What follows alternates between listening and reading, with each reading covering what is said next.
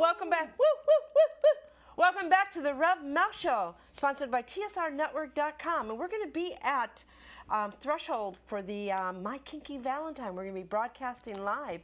And we're going to be broadcasting live this year from DomCon. So I'm really excited about it. Run back to my wonderful guest, Willie. They've been talking in the room that they like the ring. Yeah. It's a keeper, all right. That is a big ring. Can I see it? Yeah. I've had it for, geez, I think I bought it in 2002, and I wear it every day to work, no matter where I'm at. You wear this with work? Yeah, I wear this every day. Wow, this is awesome. Thank you. There's even a chunk of weld that got down below it one time, and it got stuck in there. I couldn't get my ring off. There was a chunk of metal. I'd end up grinding it out. Just kind of somehow it must have went underneath where his teeth are and got lodged under there when I was working, welding something. But it's almost like a brass knuckle. Yeah, it's what people say. I should, but it's cool. I haven't punched anybody in the head with it yet. Thank God. Oh, we've lost our picture. Uh-oh. Hold on a second. You're experiencing some technical difficulties. Honey, you did something.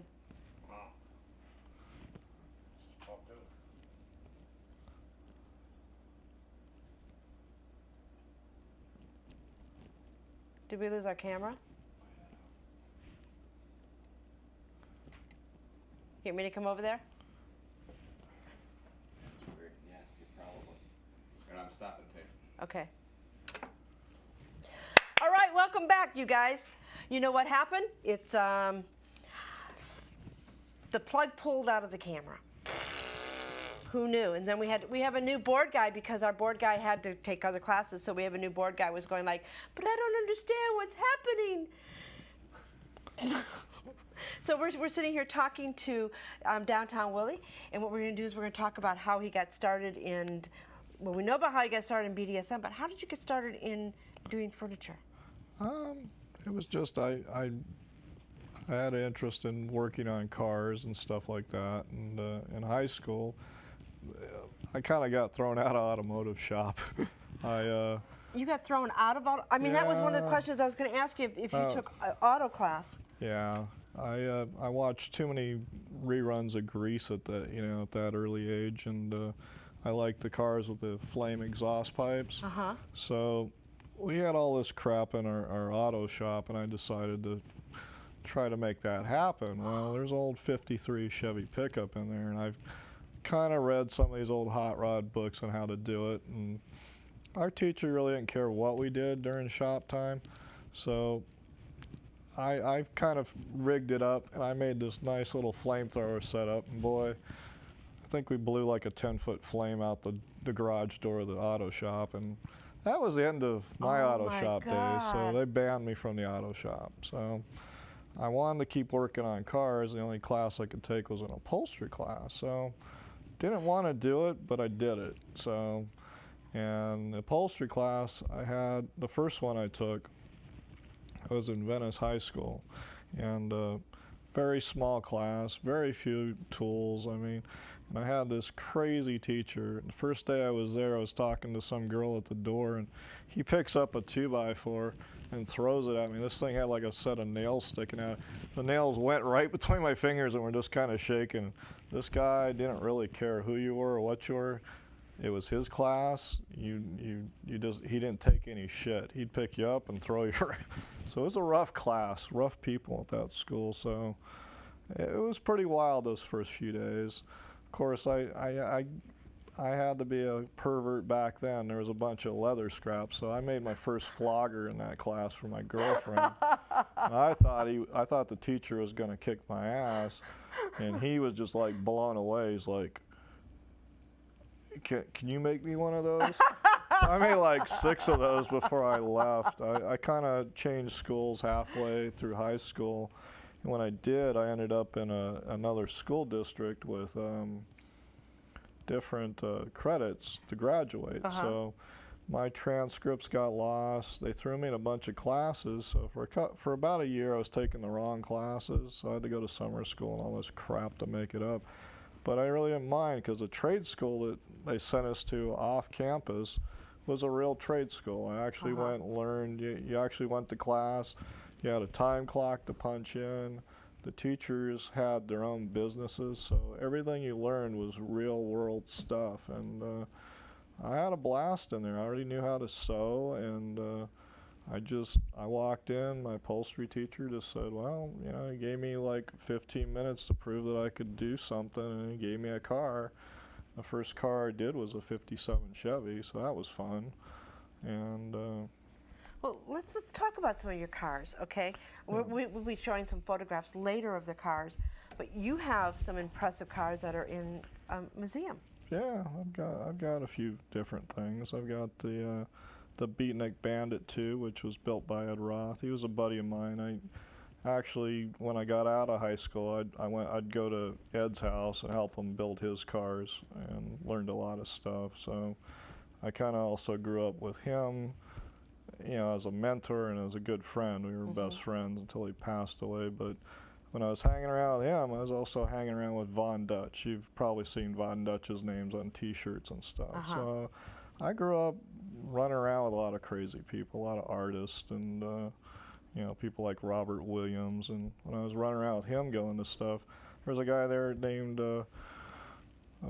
Timothy. And I didn't know who Timothy was until he passed away, and I found out it was Timothy Leary, which was, you know, king of LSD. So there you go. I mean, just all these wild and crazy people I've known.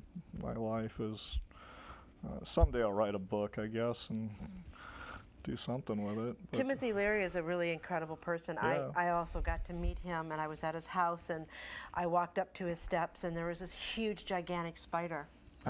And it was gigantic, and it was all these different colors. And I knocked on the door, and I says, Timothy, I says, look at the spider. And he looked at it, he goes, oh, wow, man, look at the colors.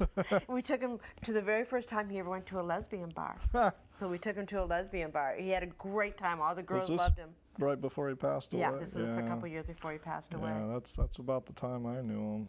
It's just towards the end of his life. He's still a pretty interesting guy to talk to, and well, he was always with it. It was amazing because the first time I met him, he sat me down, and because I was into a lot of metaphysics at that time, and he goes, so you're into metaphysics? And I go, yeah. And he started asking me all these questions and really drilling me, you know. Drilling me, making me feel like a useless moron. And it was hilarious. And afterwards, we got done, he started laughing. He goes to the girl that brought me over there. He goes, I like her. And then I got up and I looked at his books. He read all the same books that I read. He was trying to see if I was really for real. But he was an awesome person. Yeah. So you've met some exciting people in your life that have really kind of like mentored you in your career, too. Oh, yeah. Just people, you know, it's just kind of weird. It's like when I'm, you know, Ed Roth, when I was a kid, you know, you have all those Rat Fink characters, and it was stuff I grew up with, and, you know, I got a chance to meet him, and then I said, well, I offered my services on one of his cars he was building, and then we became friends. I kept going over his house, helping build stuff, so it's really fun.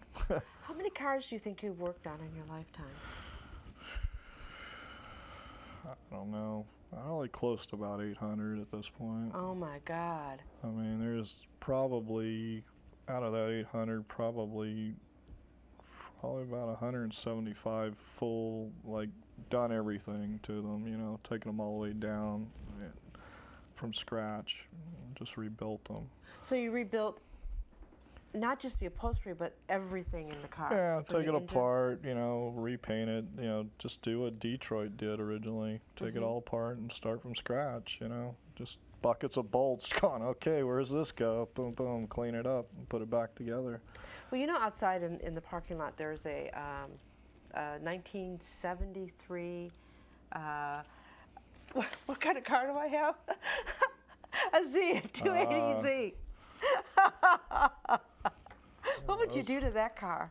I don't know. I've got one in my shop. Me and my, I've got a guy that shares space in my shop, and me and him are always building something crazy together. And he goes to Japan a lot, so he bought. You've seen that movie Fast and the Furious?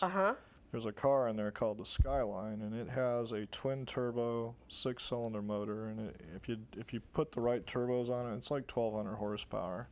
Well, he's got a 240, and it's like a 79, I believe, and it has that motor in it. And that thing will kill a Ferrari. It's just incredible. But it scares the shit out of me. I won't even ride it. That's how nuts it is. I mean, it's like hyperspeed on Star Wars. Everything just flies by so fast you can't believe it. It's just incredible. So I want to recap on something. First of all, he grew up in California.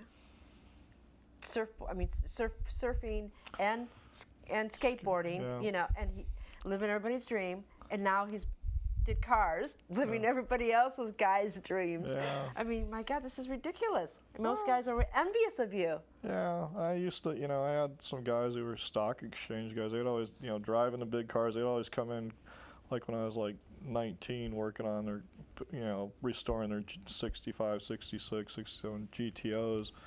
You know, they'd just give me their platinum card and say, go to town, do whatever you want to do. And that was great, but I'd just hear their horror stories. And I thought, man, you know, I thought, you know, I had it rough, but man, those guys, I mean, they get stuck in an office. Half of them jump out of the building when something goes wrong, you know. I'm just having a good day banging on shit with a hammer, you know, just having my way with stuff, you know. But So you've never really worked a 9-to-5 sort of regular job in an office? I worked at Burger King for about a week. Till the chick that owned the Burger King tried to molest me in the bathroom. I said, I'm done. Bye-bye. So. Was she hot? No, she wasn't. Did she want to If she was, I wouldn't mind, and I probably would have stayed. But there you go. You know, that's sexual harassment. Yeah, you could have got some it big was. bucks. You could have owned that Burger King now. I don't think I wanted to own the Burger King. That just wasn't it. And so that lasted about a week. The only other job I got was when I did finish high school and trade school. I wanted to go to college. You know, I was talking to my teacher that taught me how to do upholstery stuff, and he says, "What do you want to go do that for? You already know more than most of those guys." He sat me down and basically gave me an outline of what I needed to do to run a business. I've been running with that plan ever since, but he told me, he says, go interview a teacher you want to go, see what they know. I go, okay. I went, and these people hadn't been to work in years. They couldn't tell me anything. So I was like, okay. Then I went back to him. I said, well, what do I do next? He says, well, go work in a shop for at least a year. And I did that and had enough of it. And I started my first shop was out of a cube van, you know, those big I put my shop inside that. I went to car dealerships and did repairs, and then. And you were how old? At that point, I was like 22 years old. So I was doing pretty good with that. I got tired of doing it. It was like flipping hamburgers, just fixing stuff. I really like customizing stuff. So I hooked up with actually at the same trade school. I actually went and took auto body and paint. So I was. After I'd work a day, I'd go back to trade school after high school and keep learning stuff. So finally that guy wanted to hire me to go paint his cars. So I'd painted cars with him for a while, and then